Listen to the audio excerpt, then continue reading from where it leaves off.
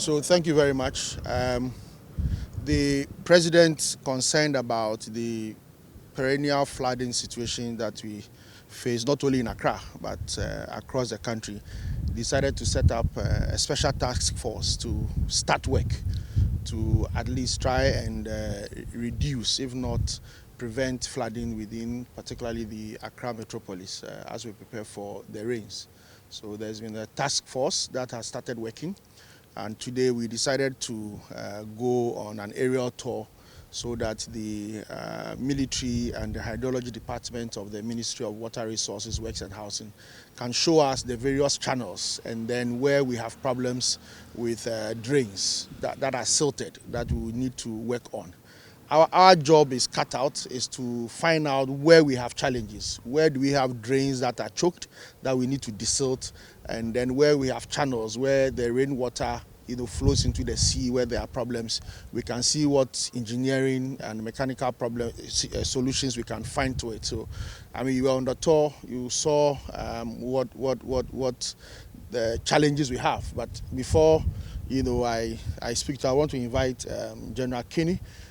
He's the commander in charge of the Engineers Brigade of the Ghana Armed Forces, and he would share with you what we saw there and what he thinks that must be done. I think the first problem that we saw was at Sakumono, where we had we have two culverts, 3-in-1 round culverts, and then 2-in-1. And if you realize they are so small, they cannot contain enough volume of water out into the sea. And if you looked at it well, it was up high.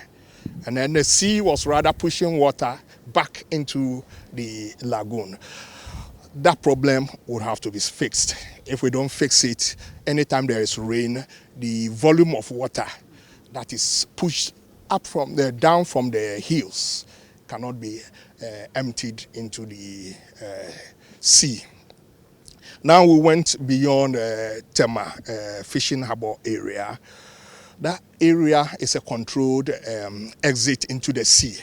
So anytime we have excess water inland, the arrangement should be that we should have somebody there to open up the outlet. Otherwise, we'll have the sandband keeping the water inland, and that will cause flooding. We've been experiencing this almost every year. I think this time we'll have to get a solution to that. Now back to Weija. The Weija area is more of indiscipline, people building within low-lying areas. We'll have this problem all the time because, one, anytime the Weija Dam is opened, we'll have that problem. Anytime it rains, we'll have the same problem. So the only thing is that the city authorities will have to prevent people from building in the low-lying areas. Achimota, we know the storm drain. It has been there for a long time.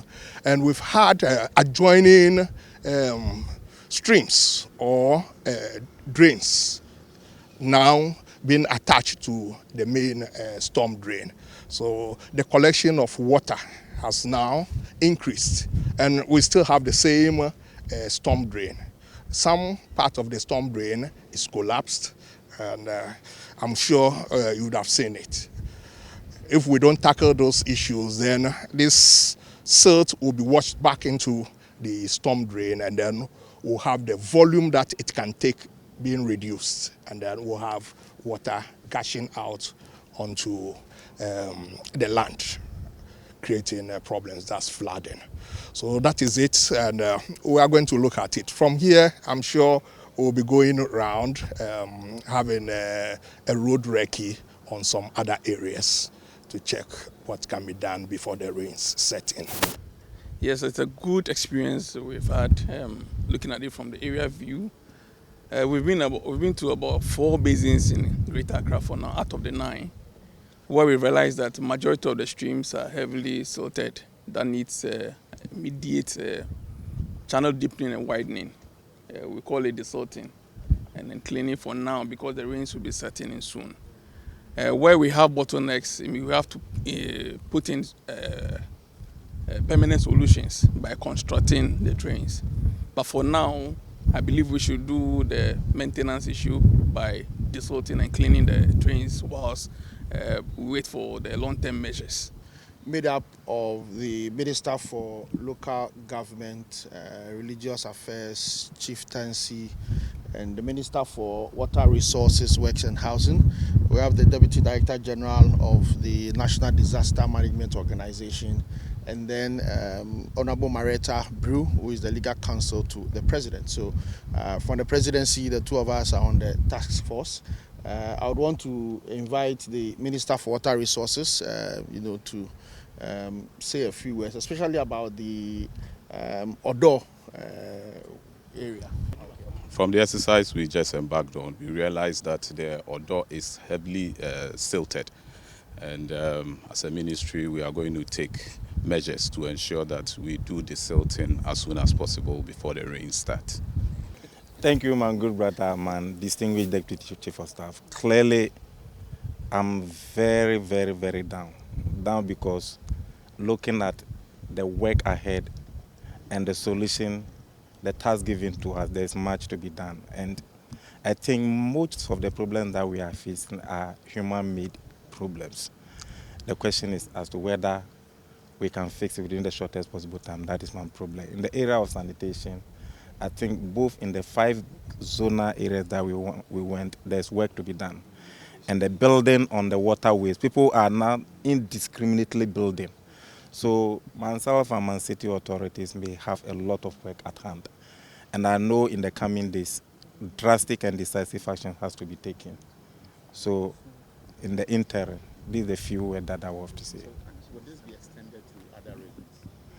Clearly, we have to extend it to other regions because everything starts from Accra. And if you look at the number of areas that were given to the committee, it cut across all regional centers. But I have to give ministerial directive. But we work as a team. This is just an area view that we had. Whatever information, whatever decisions will have to be taken must be replicated in all the other regions. But in the interim, the decision has to be coming from this ministerial, a presidential task force that has been set. We don't want to be working in silos. We have to work in tandem with all the regional ministers so that the whole work will be done. It's not all the regions that have the same problem.